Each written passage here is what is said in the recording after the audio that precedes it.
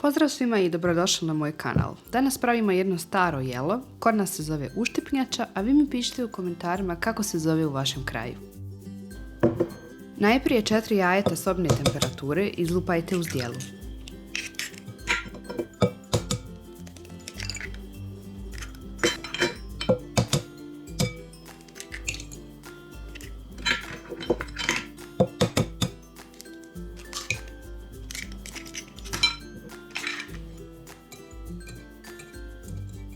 A zatim jaja umutite pjenasto.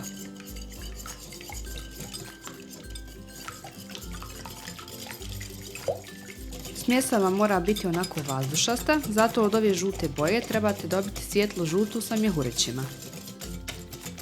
Ukoliko vam je lakše, možete koristiti i mikser.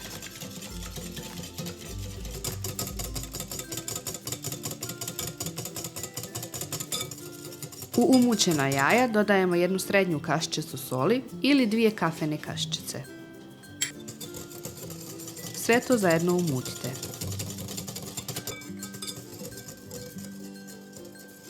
Dok miješate, postepeno dodajte 500 ml mlijeka. Sjedinite sve sastojke. Ukoliko ste do sada koristili mikser, on vam više ne treba, za dalji postupak potrebna vam je pjenjača. Postepeno dodavati 10 punih kašika brašna i miješati pjenjačom. A vi mi pišite u komentarima odakle gledate moj video.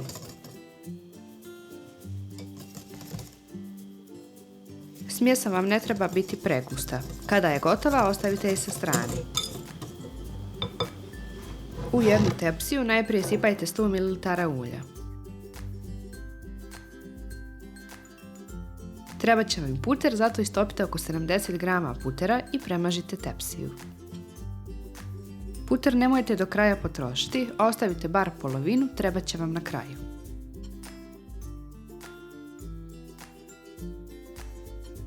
A vi svakako ne zaboravite besplatno da se prijavite na moj kanal kako ne bi propustili nove recepte.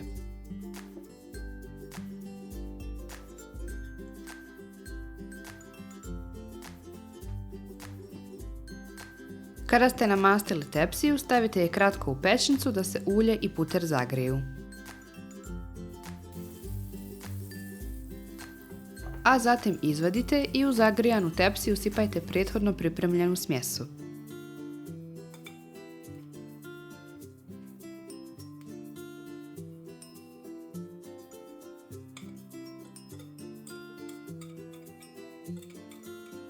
Pitu pecite na 200 stepeni oko 15 minuta. Ona već predivno izgleda i dok se peče, ali ovi baloni će vam splasnuti dok se pita ohladi. Kada je gotova, premažite je s onim preostalim puterom. Možete dodati pavlaku, jogurt ili suhi sir, neku sezonsku salatu i uživajte. Vi mi ostavite like u znak podrške, a ja vas pozdravljam do idućeg videa. Prijatno!